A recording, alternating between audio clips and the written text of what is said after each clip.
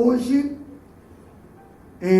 tema de hoje, questionado por Deus. Abra sua Bíblia, livro de Jonas, capítulo 4, versículo 6 ao 8, que diz assim a palavra do Senhor. Livro de Jonas, capítulo 4, versículo 6 a 8, que diz assim: E fez o Senhor Deus nascer uma baboreira que subiu por cima de Jonas, para que fizesse sombra sobre a cabeça dele, a fim de o livrar do seu enfado. E Jonas se alegrou em extremo por causa da baboreira. Mas Deus enviou um bicho no dia seguinte, ao subir da alva, a qual feriu a baboreira, e esta se secou. E aconteceu que, aparecendo o sol, Deus mandou um vento calmoso, oriental, e o sol feriu a cabeça de Jonas, e ele desmaiou. E desejou com toda a sua alma morrer, dizendo: melhor me é morrer do que viver. Amém? Meus amados, neste estudo, nós temos algo interessante. Jonas, um homem que quer morrer porque os outros querem viver. Estudo ainda das dispensações, falando sobre Jonas, um homem que quer morrer porque os outros querem viver. Capítulo 4, versículo 3, a Bíblia diz bem assim: peço-te, pois, ó Senhor, tira-me a vida, porque melhor é morrer do que viver. Irmãos, quem está falando aqui é um profeta, um homem escolhido por Deus, um homem separado por Deus, um homem enviado por Deus. Porém, Jonas ora para reclamar do quê? Dos atributos de Deus. Quais são os atributos de Deus? Deus é, vamos lá, Deus é longânimo, Deus é amor, Deus é paz, Deus é justiça, Deus é verdade, Deus é misericordioso, criador, justificador, perdoador, advogado. Irmãos, Jonas ora fiel, Jonas ora reclamando de todos esses atributos. Jonas ora para Deus dizendo: Deus, eu não concordo por você ser assim. Você já imaginou isso? Tem gente hoje na igreja que faz isso. Jonas ora para reclamar dos atributos de Deus.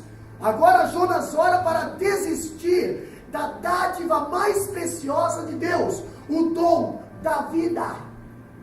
Primeiro Jonas reclama. Jonas diz: por que salvar? Por que os ninivitas precisam salvar? Por que tu não mata os ninivitas? Deus não matou os ninivitas. Agora Jonas reclama. Jonas faz uma oração dizendo assim: já que tu não matou os ninivitas, então eu quero morrer. Quando você ora para Deus pedindo a morte, você está querendo dizer assim: Deus, eu não valorizo a vida que você me deu. Deus, esse fôlego de vida, o Salmo 150, entendeu? Todo ser que respira,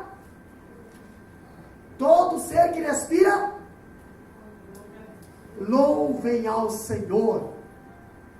Uma pessoa que pede a morte, irmão Mário, é porque ela não quer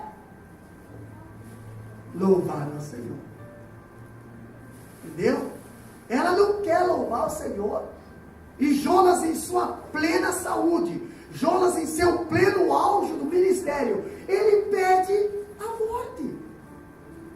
Jonas, por ver seus planos pessoais frustrados, por quê, pastor? Porque a intenção de Jonas era que a cidade de Nínive morresse. Mas não é a intenção de Deus isso. E muitas das vezes o nosso querer não é o querer de Deus, a nossa vontade não é a vontade de Deus, o nosso gosto não é o gosto de Deus, os nossos caminhos são os caminhos do Senhor. E assim aconteceu com Jonas. Jonas estava numa situação que o querer de Jonas era outro para a cidade de Nínive. Jonas estava numa situação que o desejo de Jonas para a cidade de Nínive era o quê? Que o fogo viesse lá e acabasse com aquela cidade toda. Mas o querer de Deus era outro. O querer de Deus era: Jonas, vai lá, prega, para ele se arrepender, para me salvar ele, senão eu vou destruir. Interessante que, por não abraçar os planos de Deus, ao abrir mão dos seus, e não abrir mão dos seus, pensa que a morte é melhor do que a vida. Irmão, quantas pessoas que estão atoladas em problema hoje, estão atolados em dificuldade, estão atolados em necessidade, pensa que se matar resolve, pensa que um tiro na cabeça resolve, pensa que uma corda no pescoço resolve. Espírito de Judas fez a sujeira, traiu Jesus, achava que agora não, agora eu vou acabar com o meu problema, foi lá e... Não. A eternidade não tem fim. E quando nós tombamos aqui, nós temos uma vida na eternidade ainda. E aí eu faço uma pergunta: onde passarás a eternidade? Pastor, o escritor destaca que nesse episódio Jonas nos faz lembrar o irmão mais velho. Jonas nos faz lembrar do episódio do irmão mais velho. Aonde, pastor? Olha só que interessante, lá na Bíblia fala que o irmão mais velho do filho pródigo, ele não se preocupou com a volta do irmão. Ele não estava nem preocupado se o irmão estava morto ou não, onde estava o irmão, não. Ele se preocupou, irmã Priscila, quando o pai deu veste nova, deu calçado novo, deu aliança nova e colocou para dentro de casa e fez festa. Entendeu? Eu gosto de festa. Mas tem irmão que não gosta de festa. Tem irmão que fica arrepiado quando vê o companheiro fazendo festa. Tem festa, tem festa. Por que tem festa? Mas para que ter festa? Porque o irmão estava morto e reviveu, estava perdido e foi achado. Mas por que fazer festa para ele? Para que ele? Porque não fez para mim. Aí o pai fala para o irmão mais velho: tu está direto dentro de casa, tu está sentado na minha mesa, tudo que é meu é teu. Isso não seria motivo de você fazer festa todo dia, mas você não aproveita as coisas que eu te dou. Aí quando eu dou para alguém, aí você quer reclamar. Entendeu? Jonas estava nessa situação, estava com esse tipo de pensamento.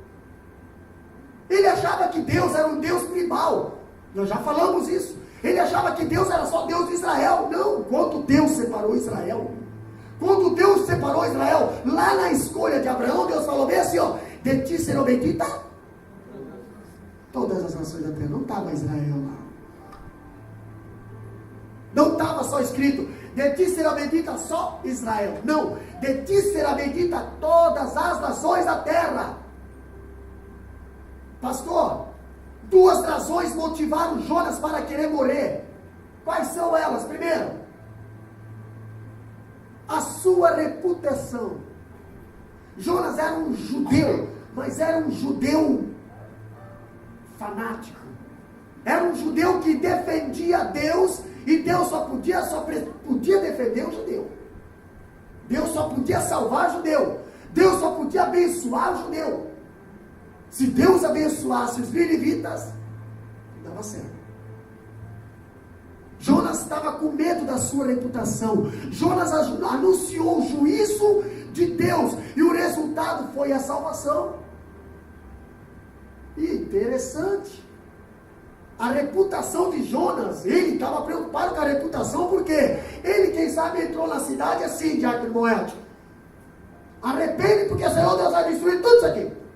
Deus vai destruir tudo isso aqui. E vai destruir tudo isso aqui. Dentro de 40 dias Deus vai destruir tudo isso aqui. Quem sabe Jonas pensou assim. E eu quero ver. Por que vocês merecem? Por que vocês não prestam? Por que vocês isso, aquilo? Por que vocês fizeram Israel sofrer? Por que isso, que aquilo? E agora Deus vai lá, o povo se arrepende, o povo se salva, e Deus não destrói a cidade. E a reputação de Jonas? Nossa, mas era para destruir. Eu peguei para destruir. Eu peguei para destruir. Jonas estava preocupado com a reputação dele. Ele pregou condenação e o resultado foi absolvição. Pastor, a sua reputação de profeta estava abalada. Porque tem profeta que só gosta de dizer: ai de ti, ai de ti, ai de ti. O profeta Isaías estava nessa situação. Ele estava andando dentro do palácio, ele era de uma linhagem real, ele vivia lá no palácio, era um profeta, mas gostava de profetizar: ai de ti, ai de ti, ai de ti, ai de ti. Tem profeta que é assim hoje, entendeu? Inclusive nessa internet que está tendo de profetada aí, é abrir o live e eu tenho uma palavra para você, meu amigo, meu irmão. Ei, está na hora de você dizer: ai de mim, eu sou homem de lábios impuros. Ai de mim, que necessito da brasa quente, da brasa viva no altar para queimar a minha língua muitas das vezes. Jonas estava nessa situação. Anunciou uma coisa e aconteceu outra. Quantas das vezes você fala com aquela intenção: essa palavra vai ter que fazer assim, e Deus faz ao contrário. Pastor, Jonas estava também, uma das razões de Jonas para que ele querer morrer, foi também o seu nacionalismo idólatra. Olha só, a irmã falou aqui hoje no testemunho sobre a idolatria. O amor de Jonas pela sua pátria estava suplantando o seu amor por Deus. Jonas amava mais a bandeira de Israel do que o Deus de Israel. Entendeu? Seu amor por Israel era um amor distorcido e desproporcional. O que a Bíblia diz? A Bíblia nos ensina a amar a Deus sobre todas as coisas. Não adianta você hoje, só porque Trump, o presidente Trump dos Estados Unidos, ele reconheceu Israel, ou capital de Jerusalém, capital de Israel. Não adianta agora você começar a usar bandeirinha de Jerusalém. Isso aí é idolatria. Você tem que fazer o que Deus mandou fazer: orar por Israel. Porque se você for olhar para Israel hoje, uma boa parte é muçulmana. Entendeu? Então nós temos que entender o que Deus está falando para nós fazer no Salmo 122. Orai por Israel, pela paz em Israel. Por quê? Porque ainda tem um povo lá dentro daquela nação que ainda teme ao verdadeiro Deus. Amém. Que não tem aquele Israel como um amuleto de idolatria. Porque o próprio povo de Israel, eles perderam o templo. Por quê? Porque eles achavam que o templo era o Deus deles. E quantas pessoas hoje acham que a Bíblia, só por ter uma Bíblia, eu sou um salvo, sou santo, né? Faz aquela banca de santo.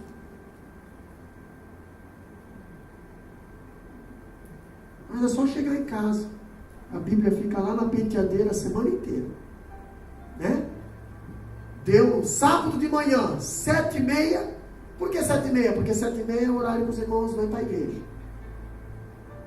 O irmão dá uma transformação da santidade. Pega a Bíblia e vem. Porque tem gente que se transforma. Até ali, né? Eu acho que tem a troca de serviço, né? Troca de espíritos, né? Sai o espírito mau e entra o espírito bom. Não sei se acontece isso, eu creio que não. Aqui não acontece. Aqui os irmãos se alimentam de Bíblia a semana inteira. Mas tem igreja que é assim, irmão. assim, povo idólatra.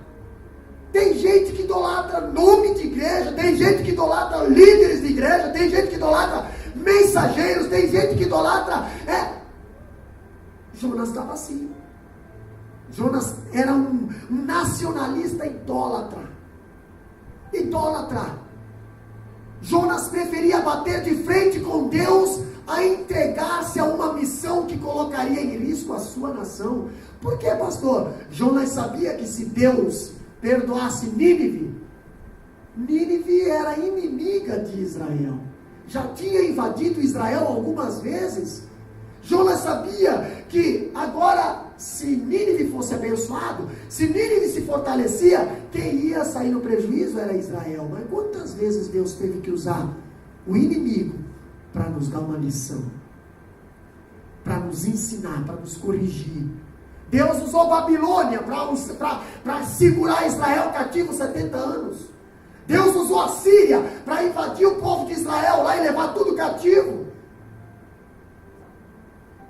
Ensinou, o povo voltou. Primeira coisa que o povo fez quando voltou foi reconstruir o templo. Foi se voltar-se para Deus.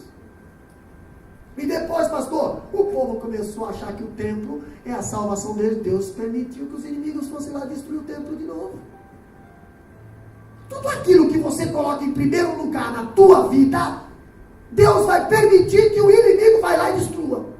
Porque ninguém toma o lugar de Deus. Ele tem que ser o primeiro lugar na tua vida. Se você colocar em primeiro lugar Ele na tua vida, tu pode ter certeza, todas as outras coisas vos serão. Sabe o que é acrescentar? Eu estava falando na viagem para cá, eu e o Diácono Moderno, quando estava vindo quinta-feira para a aula. Acrescentado é algo além do que você tem. Algo além do que você tem. Pastor, eu tenho isso. Pois é, vai ser acrescentado mais isso. Isso é acrescentado. Agora, ele tem que estar em primeiro lugar. Pastor, Jonas, um homem que não muda mais, espera que Deus muda. Ah, pastor, toda vida Deus tem que mudar. Toda vida Deus tem que mudar. Deus, tu tem que fazer isso. Deus, tu tem que fazer aquilo. Deus, tu tem que fazer aquilo. E Deus fala, filho, ide. Não dá, hoje não vai dar. Ah, também não vai dar. Também não vai dar. Também não dá, não tem condições, estou apertado, babá. Meu Deus. Para fazer o id, que é só 3 letras. É tão difícil. Agora para fazer me dá, que é 1, 2, 3, 4. Já é uma letra a mais, porque o homem sempre acrescenta. Para falar o me dá, é bastante. Me dá, me dá, me dá, me dá. Agora para falar o id, não dá. Jonas, ele quer. É um homem que não muda, mas espera que Deus mude.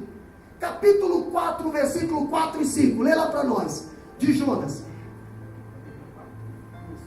Me disse o Senhor, é razoável esse teu ressentimento?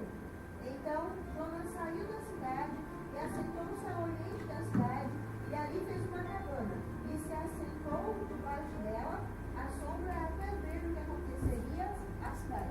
Olha só que interessante. Vamos dar uma analisada nesse texto que a irmã Priscila leu aí.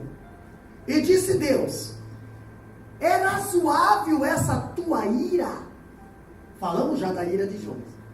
É razoável essa tua ira? Então Jonas saiu da cidade, assentou-se ao oriente da mesma, ali fez uma cabana, outra tradução fala enramado, né? Um negócio lá para ficar debaixo lá. Sabe, pegou uns galhos lá que tinha folha, mas só que sabe que no sol os galhos, as folhas caem, não adianta, né? Repousou debaixo dela da sombra até ver o que aconteceria na cidade. Irmão, quando você quer pedir alguma coisa para Deus, primeira coisa, pede e diz, Deus, seja feita a tua vontade. Tá? Agora a vontade de Deus é diferente da nossa. Mas Jonas sabia que a vontade de Deus era uma vontade de salvação, vontade de amor. Jonas se irou, não esperou nem o milagre acontecer, pegou e saiu da cidade. Já falamos do estudo aí atrás. Foi lá para fora da cidade, fez uma baraquinha, e eu já falei, já aconselhei para você destruir essa baraquinha. Se tiver uma baraquinha na tua vida, Deus mesmo vai fazer nascer. Agora, o tempo certo, Ele também vai fazer cair. Elias também, Deus fez brotar lá a água do ribeiro, mas a hora que Elias tinha que sair, Deus fez secar o ribeiro. Os corvos não trouxeram mais comida. Pastor, depois de condenar Deus por não se irar, Jonas é questionado a respeito da sua própria ira. Olha aqui, Jonas questiona a Deus por que Deus não se irou com a cidade. Jonas questiona a Deus, mas pastor, de que maneira você questiona a Deus? De que maneira você faz as suas perguntas para Deus? O tema hoje é questionado por Deus. Porque na realidade nós nem temos o direito de questionar a Deus. Deus é Deus. Gostando ou você não gostando, Ele não vai depender da tua opinião, do teu beicinho, do teu cara feia, dos teus favores. Pastor, mas se eu não quiser fazer, Deus levanta outro para mandar fazer, e é capaz de fazer até melhor. Porque Deus é Deus. Se eu não quiser falar, Deus vai lá e usa um jumento e vai lá e fala. Pastor, se não tiver jumento, Deus vai lá, usa um galo e vai falar. Se não tiver galo, Deus usa quem não fala, debaixo da água, vai lá o peixe e faz o trabalho. Porque Deus é Deus. Ele faz mudar o curso de uma frota de codornizes para tratar o povo de Israel. Porque Deus é Deus. Ele faz os corvos trabalhar de garçom para servir, porque Deus é Deus. Quando eu vejo Jonas, Deus pacientemente confrontou Jonas acerca da sua ira, e Jonas, irritado, falou assim: por que isso?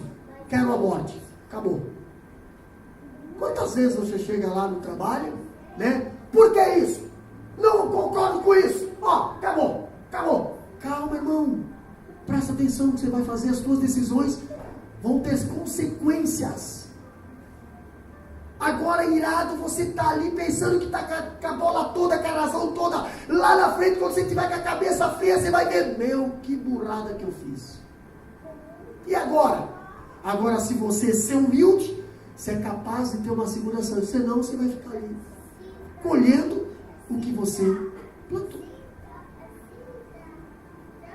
Jonas, ele questionou Deus irritado, e Deus, com a sua longanimidade, pacientemente confrontou Jonas. Olha só o que Deus fala no capítulo 4, versículo 4: era razoável essa tua ira? Era razoável essa tua ira?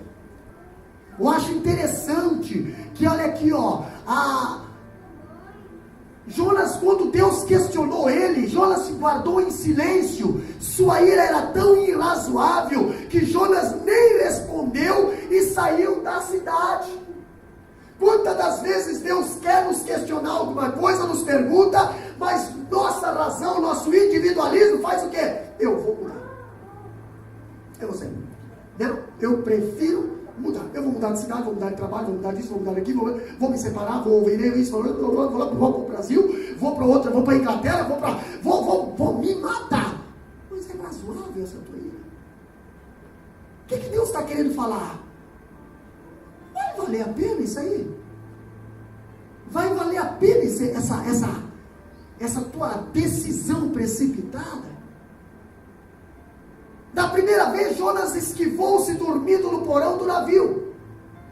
Agora Jonas foge, pondo-se à sombra para assistir de camarote o que Deus haveria de fazer com aquela cidade. 2 vezes Jonas vai contra a vontade de Deus. 2 vezes. Pastor, o escritor aceitou o fato de Deus permanecer tão paciente com Jonas, que não usa sequer uma só palavra de censura e repreensão. Deus podia chegar para Jonas e dizer: Jonas, rapaz, você é um incompetente, Rapaz, se é uma pessoa infiel, Jonas, tu é uma pessoa que não dá para confiar em nada. Jonas, você me decepcionou. Não, Deus não fez isso com Jonas. Deus nem castigou Jonas. Pastor, o que foi o ventre do peixe então, irmã Juliana? O ventre do peixe foi o livramento.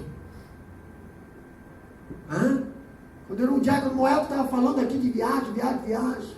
Se tem uma coisa que eu faço tranquilo, é viajar. E olha que nós já passamos por alguns livramentos. Mas quando nós saímos, Deus, está nas tuas mãos. Se tiver na tua vontade, na tua permissão, não tem quem vai livrar. Porque livramento, às vezes nós pensamos que o peixe é para nos matar. Não, o peixe é para nos livrar. O peixe é para nos ensinar.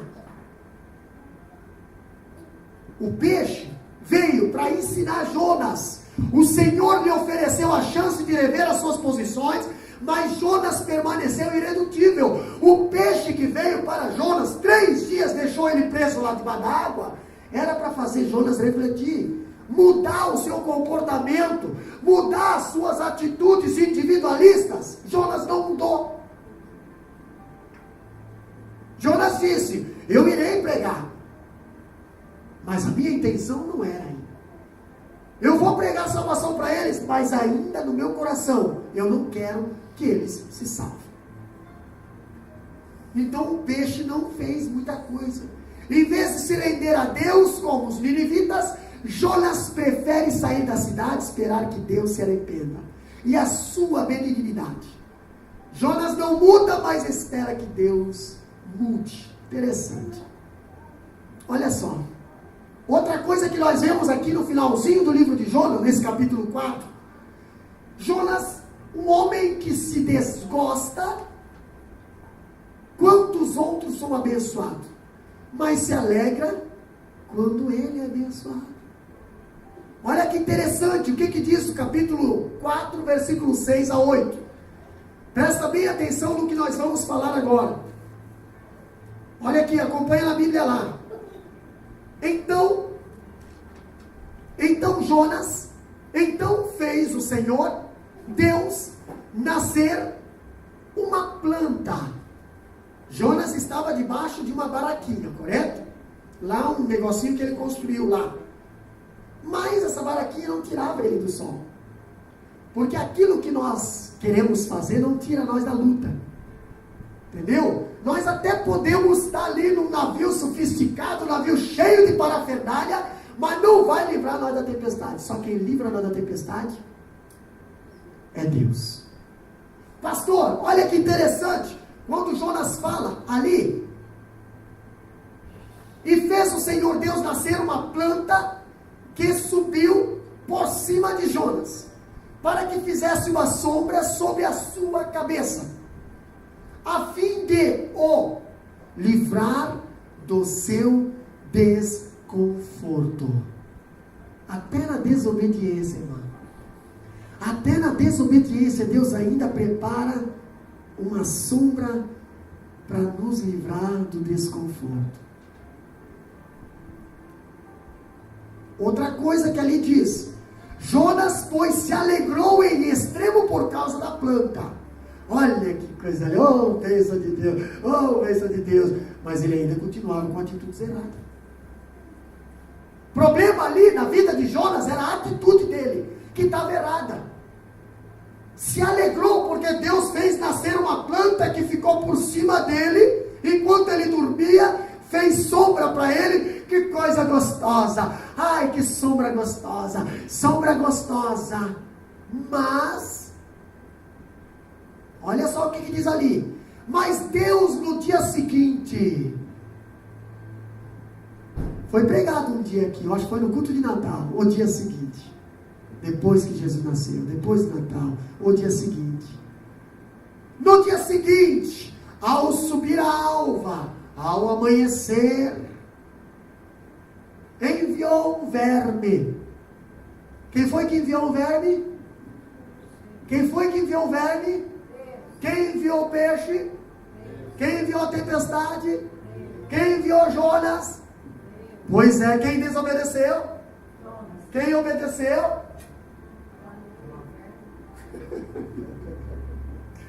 Quem desobedeceu? Quem obedeceu? Que mais?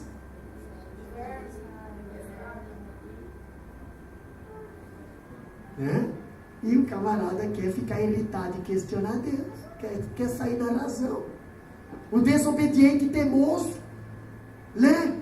Faz as coisas como Deus quer, que você não vai ter problema. Não, eu quero fazer da minha maneira, eu quero fazer do jeito errado, do jeito que não agrada a Deus, e ainda eu quero me irritar, questionar Deus, e se Deus não concordar com o que eu quero, então que me mate. Já ouviu aquela pessoa falar bem assim? Não pedir para nascer.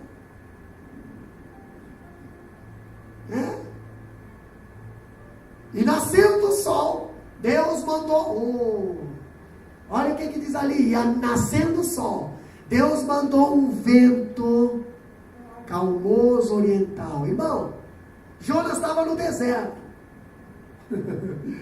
Né? Jonas estava no deserto. Jonas era para estar lá dentro da cidade se alegrando com os ninivitas que estavam lá recebendo a salvação. Não, Jonas foi para fora. Desgostoso porque Deus queria salvar os ninivitas. Jonas construiu lá uma tentinha lá, mas não dava sombra. Deus faz nascer uma baboreira e dá sombra. Porém, Deus dá um dia de sombra para ele. No amanhecer do outro dia, Deus manda um bichinho. Esse bichinho vai lá, mata a planta. Matou a planta. Nossa, e agora amanhecendo? Deus, ainda além de mandar o bichinho para matar a planta, manda um vento. Olha o que diz ali. Manda um vento calmoso. Irmão, vento no deserto é fresco? Presta atenção aqui. Vento no deserto é fresco? Você já chegou em casa depois de um dia de calor, né? Você vai abrir, você está no carro, ar-condicionado, fresco, bonito, cheiroso. Você e ela e você, né? E mais a tribo de Jessé ali atrás, né? Beleza, agora sai do fresquinho, abre a porta de casa, vem aquele vento fresco, né? Nossa, que gostoso, né, Morogênio?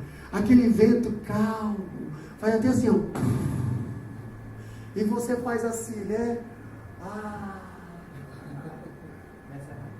Você começa a quase desmaiar do mormaço que tem dentro de casa, de tanto calor. Agora imagina o Jonas deitado lá debaixo de uma baraquinha que Deus fez secar, não tem mais sombra, e ainda de manhã com o sol escaldante, Deus manda um ventinho oriental, um ventinho, sabe?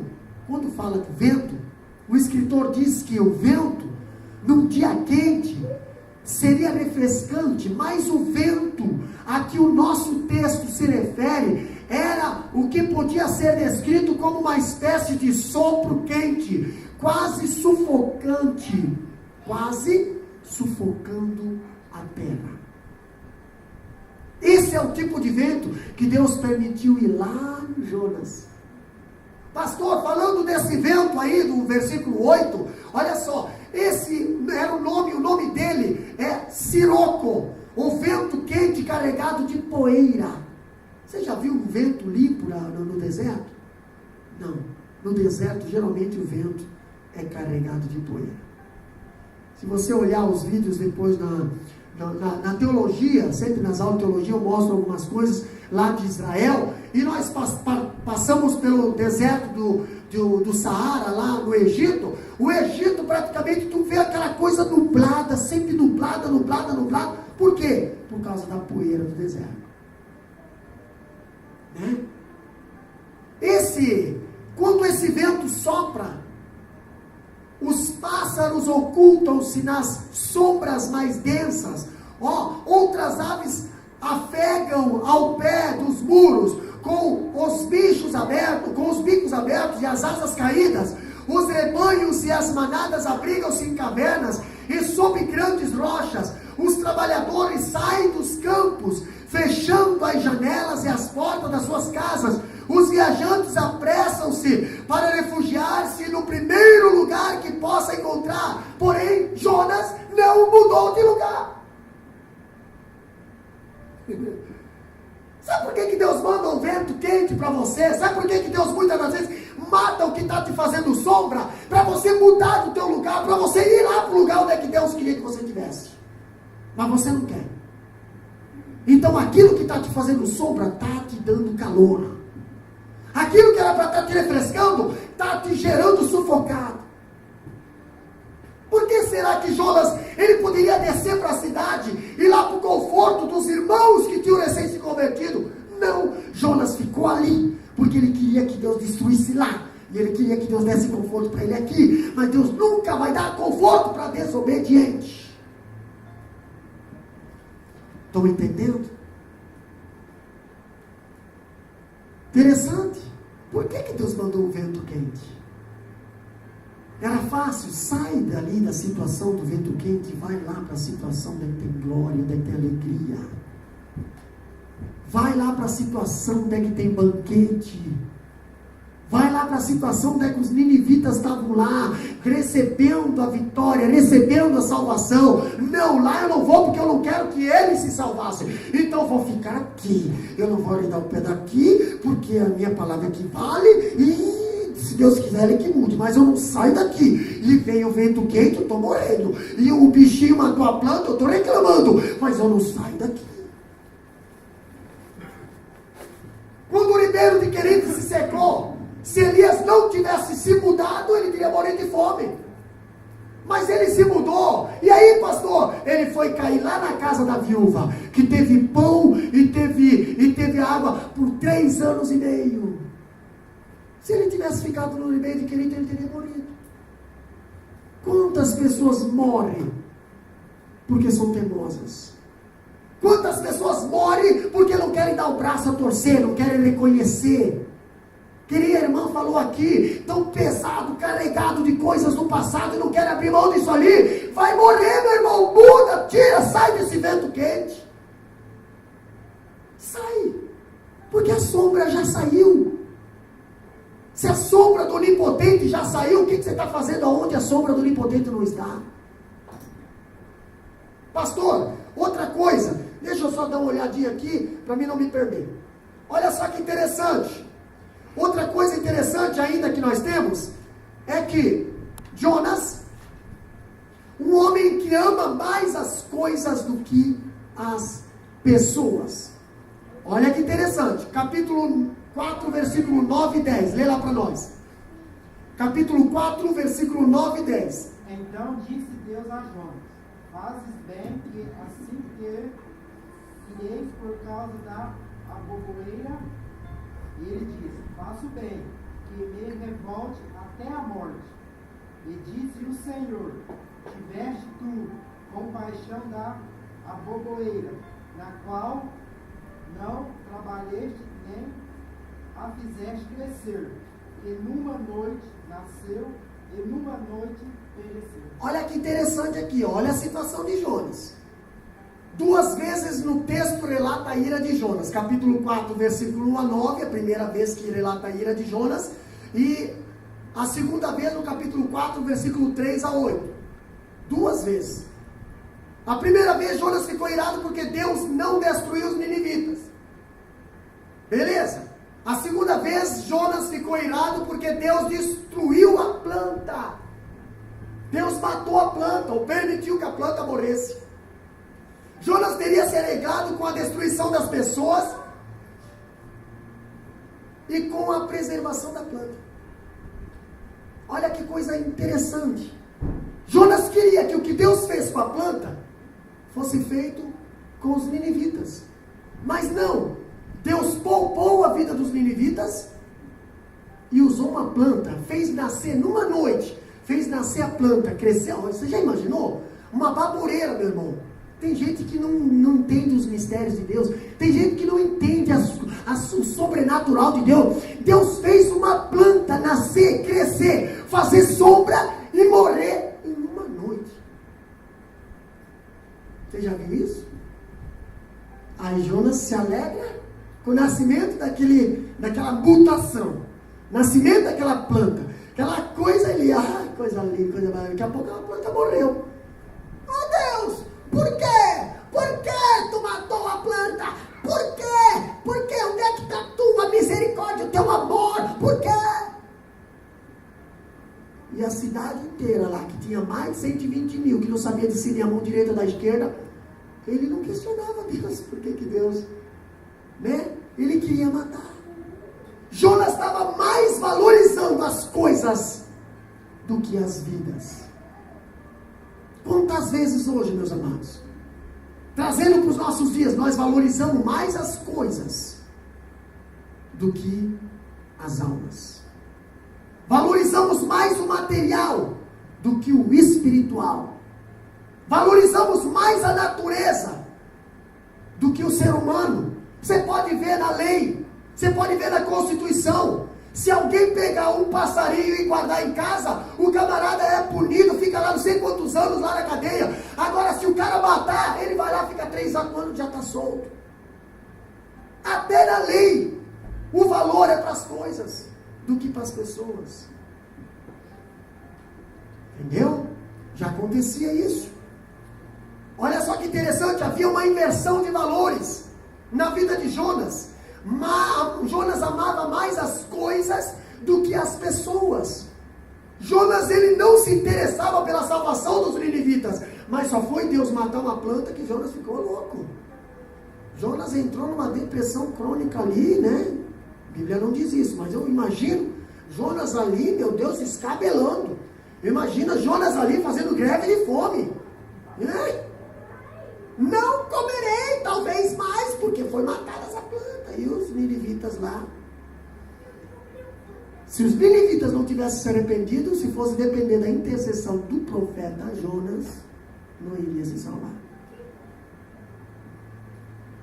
Como é que está a nossa situação? Se alguém for depender da nossa intercessão, se salvaria? Se alguém for depender da nossa oração, se salvaria? Se alguém for depender do nosso segundo passo, se salvaria? Porque os ninivitas não dependeram da intercessão de Jonas. Os ninivitas não dependeram. Se não fosse eles decidir sozinhos se arrepender, eles não seriam salvos. Porque Jonas não fez nada, a não ser falar a palavra de Deus. Só. Eu acho interessante que Deus continuou confrontando Jonas, perguntando-lhe, olha só, era razoável essa tua ira por causa da planta? Era razoável, tu está irado por causa da planta, mas isso aí tem alguma lógica? Tem necessidade? Jonas, desprovido de entendimento, cheio de ira, responde. Tem gente que responde Deus. Muitas das vezes as perguntas que Deus faz para nós, irmão Rogério, não temos como responder, mas tem gente que acha a resposta. Tem gente que consegue responder. É tão ousado, não tem noção do perigo, mas responde. E Jonas foi um desses camaradas, né? Que para fazer o bem não teve coragem, mas quando é para fazer as coisas erradas tem coragem. Jonas respondeu Deus, olha o que ele respondeu ali. É razoável até a morte. Ele está dizendo o quê? Eu já estou decidido, vai ser assim, pronto, e não tem quem faça mudar de ideia. É razoável até a morte. Está lá, capítulo 4, versículo 9 a 10. A resposta de Jonas para Deus. É razoável até a morte. Jonas está revoltado contra Deus. Ele não esconde seus sentimentos de frustração com as prioridades de Deus. Irmão, a prioridade de Deus aqui nessa terra é salvar o homem do pecado. Queira o homem gostar ou não, queira o profeta gostar ou não, Deus, Ele quer salvar. Ele não quer fazer marketing, Ele não quer fazer idólatra, Ele não quer fazer luxo, Ele não quer fazer status, Ele não quer fazer estrela, Ele não quer fazer nada. Ele quer salvar. Pastor, não pode aceitar. Olha aqui, ó, não pode aceitar o modo de Deus agir. Ele quer fazer de Deus um parceiro em seus preconceitos, seu ódio, de sua inversão de valores. Então ele está mais ou menos fazendo o que o rico e o Lázaro estava fazendo. O rico e o Lázaro e o publicano. O rico e o publicano. O rico e o Lázaro. Lá no templo. As duas orações. Né? O rico estava lá, de pé, sabe aquele, né? Aquele que recebe lá o negócio de manhã, choque térmico. Oh Deus! Eu nem vou fechar os olhos para não borrar minha maquiagem. Tu me conheces e sabe que eu sou benção, porque tu me fez assim. Capaz. Aí envolveu Deus numa quadrilha ali de sonegação, né? E como é que é aquele negócio lá de documento falso? Identidade ideológica. Já fez. Envolveu Deus numa quadrilha de falsidade ideológica. Falsidade ideológica. Né? O rico estava assim, estava fazendo uma oração dizendo que Deus tinha feito alguma coisa na vida dele, mas era mentira, Deus não tinha feito nada. Tá?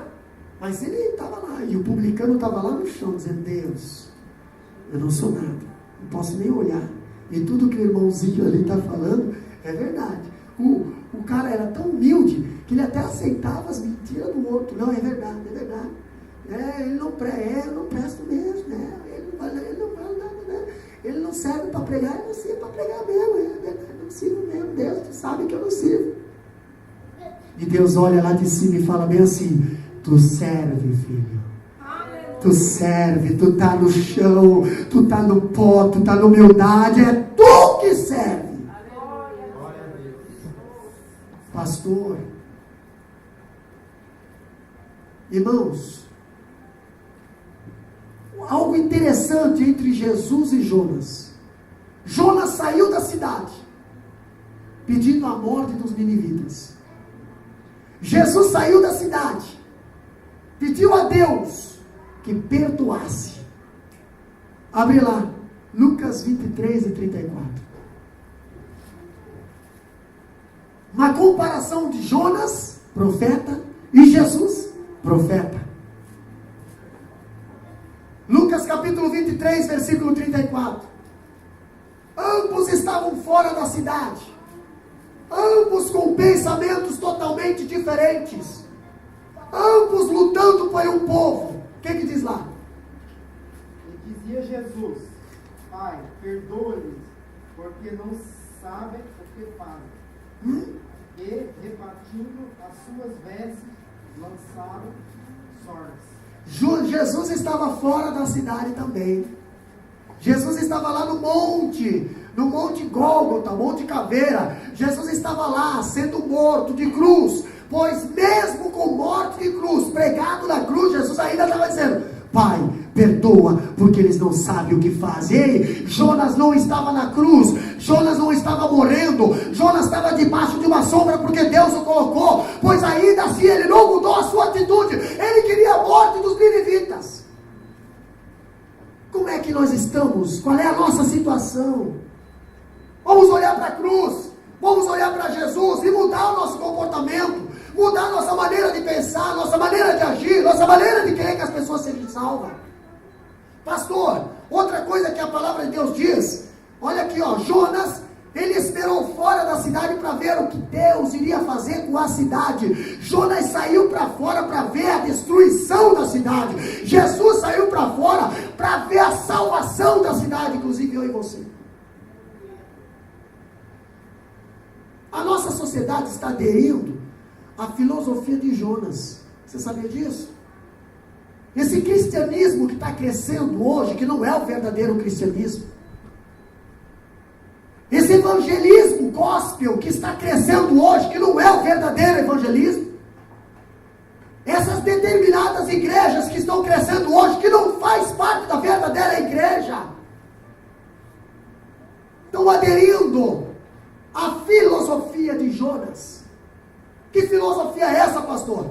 Atualmente as coisas parecem valer mais do que as pessoas. Entendeu? As coisas parecem valer mais do que as pessoas. Olha só que interessante.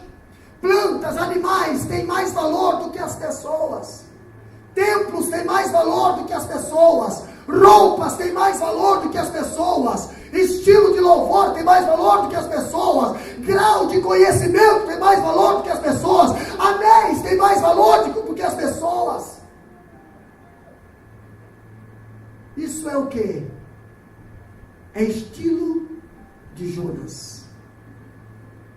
Mas o nosso estilo deve ser baseado no Jonas. Não nessa atitude do capítulo 4. Já falei que o capítulo 4 não precisava estar na história de Jonas. Jonas estaria saindo como um dos melhores profetas.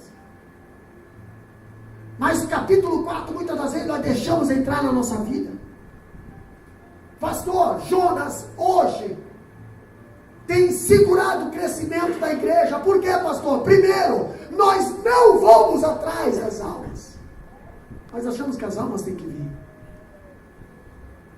Temos a palavra hoje, conhecemos a palavra de capa a capa, mas se um dia for para nós falar para alguém, evangelizar alguém, colega de trabalho, vizinho, algum irmão, a gente já evangeliza com outro pensamento, com outra intenção.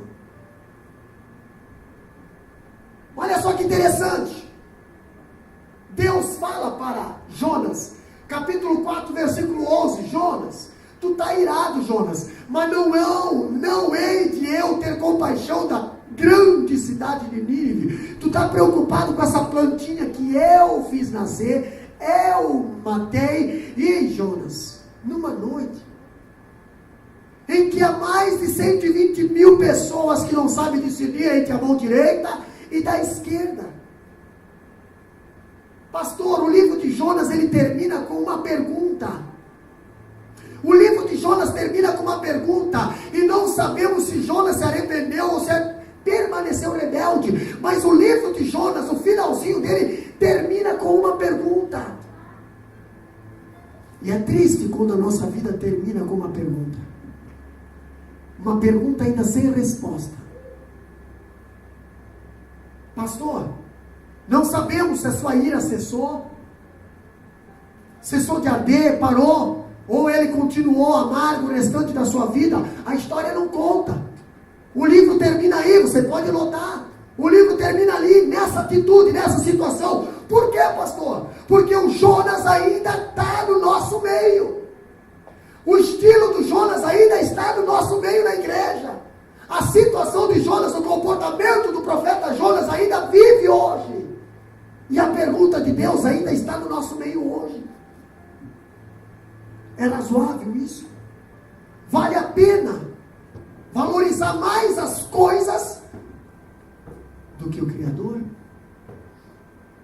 Olha que interessante, Jonas não respondeu porque essa resposta não deveria ser dada apenas por ele, mas deveria ser dada por nós hoje também.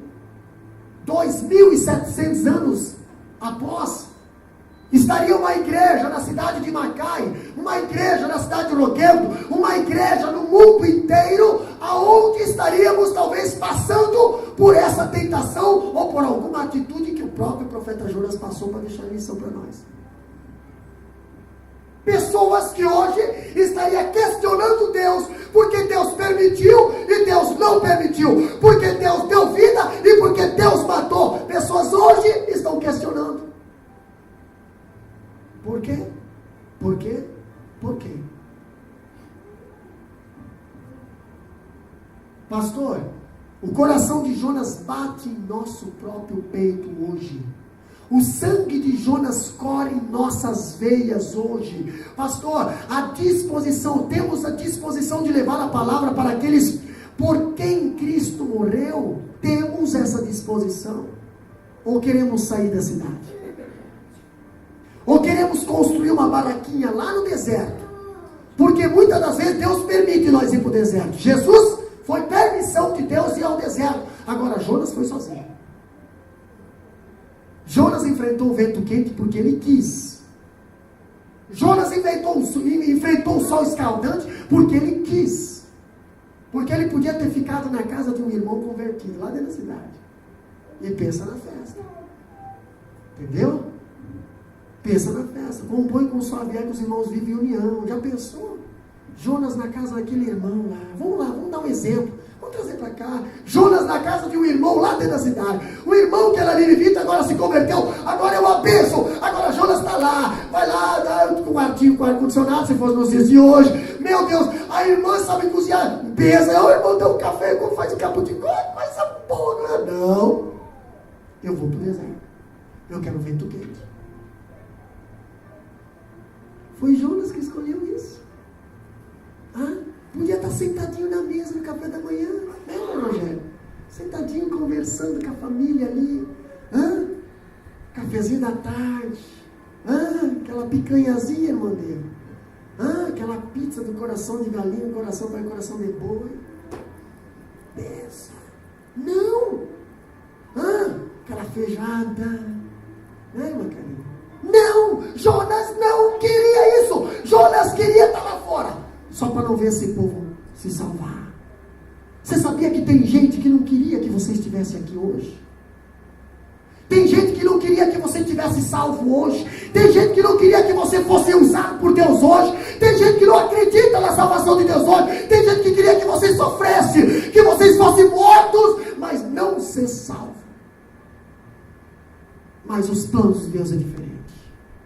Os planos de Deus é totalmente diferente. Entendeu? Olha só que interessante. Voltando lá para Israel de novo. Mas eu gosto de ficar aqui em Macaé. Olha só que interessante.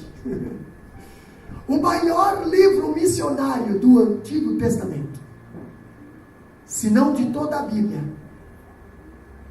é o livro de Jonas. Do Antigo Testamento. Jonas foi um dos maiores missionários da Bíblia. Pastor, supera o apóstolo Paulo? Pior que supera. O apóstolo Paulo, eu não vejo a Bíblia falar que ele conseguiu converter uma cidade todinha. Jonas sim. Jonas sim. Foi escrito para revelar o coração de um profeta não tocado pela paixão divina, pelas missões. O livro de Jonas não foi escrito apenas para nos contar uma história. A história de Jonas como um fim em si mesmo, mas absolutamente não.